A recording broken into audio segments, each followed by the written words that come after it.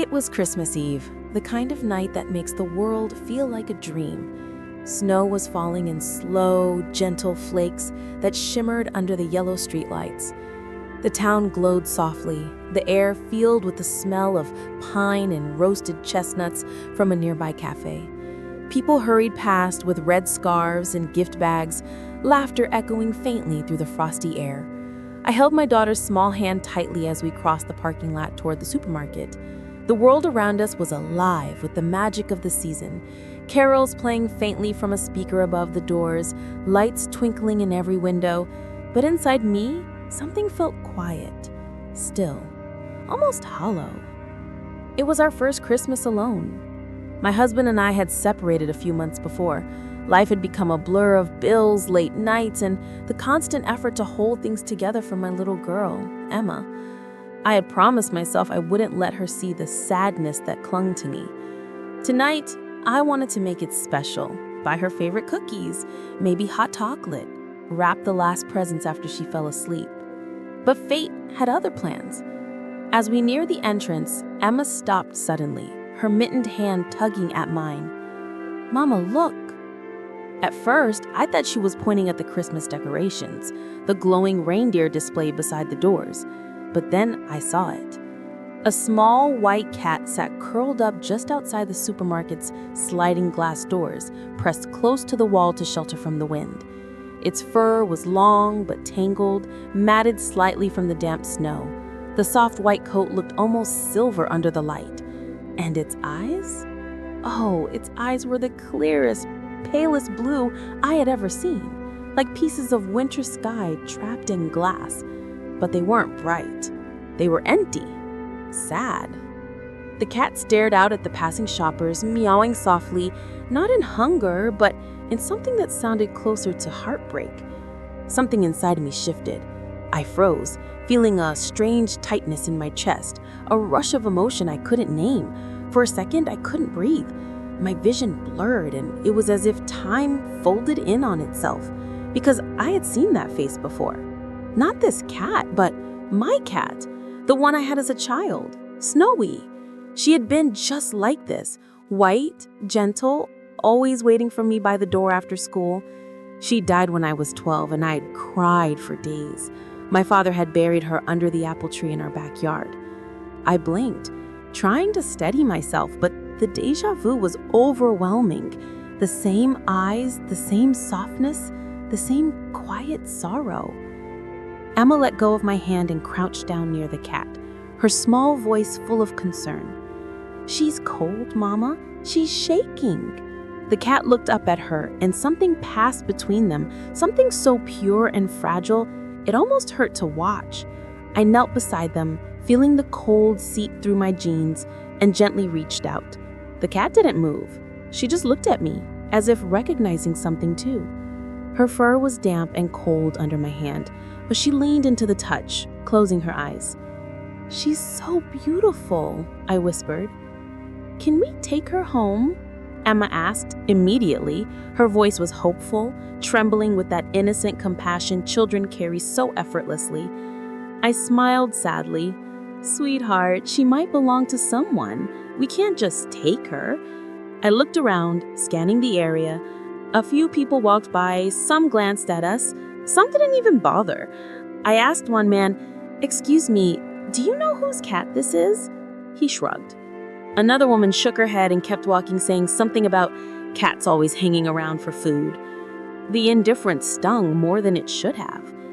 Just then, the supermarket door slid open, and a woman in a red employee jacket stepped outside.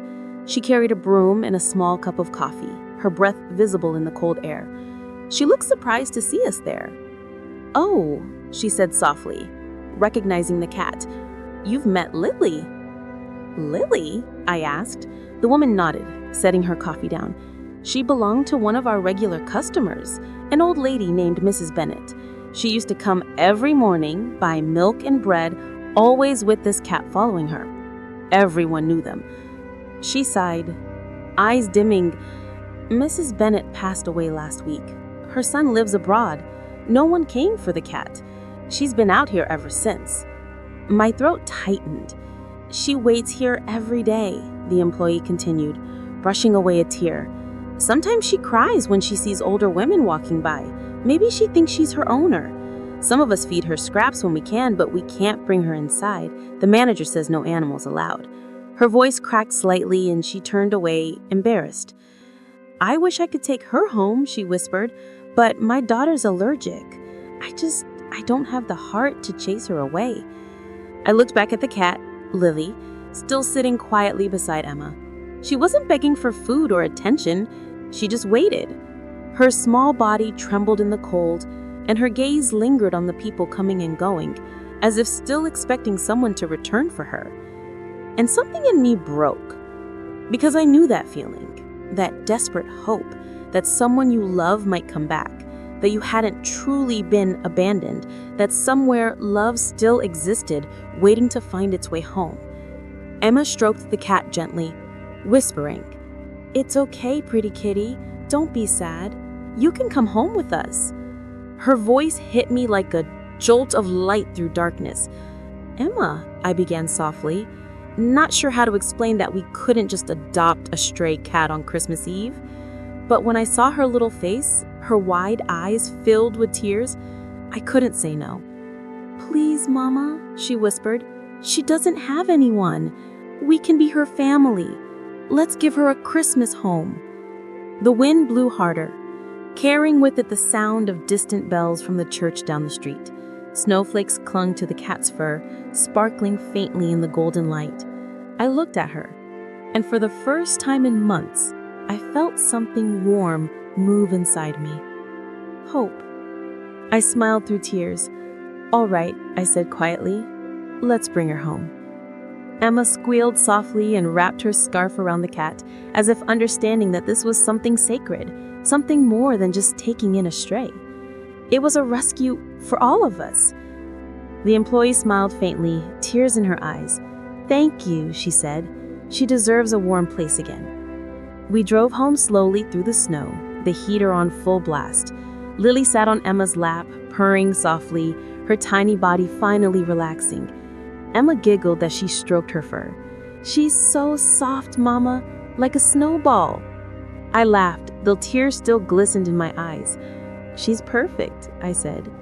When we got home, Emma insisted on making a little bed for her near the Christmas tree. We placed a soft blanket and a small bowl of milk beside it. The cat sniffed around, circled twice, then curled up and closed her eyes. For the first time that night, she looked peaceful. Later, after Emma had gone to sleep, I sat by the tree with a cup of tea, watching the lights flicker across Lily's fur. The house felt different now, not just warm, but alive.